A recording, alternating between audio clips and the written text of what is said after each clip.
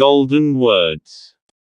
The one who is more honorable in front of God is the one who is more humble. God will not show mercy to anyone who does not have mercy on people. Money has no respect in front of Allah.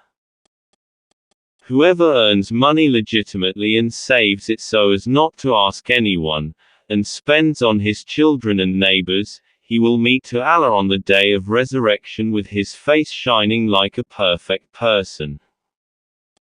The best wife is the one who, when her husband sees her, he feels happy. If he gives her an order, she obeys it immediately, and the best husband is the one who treats his wife well.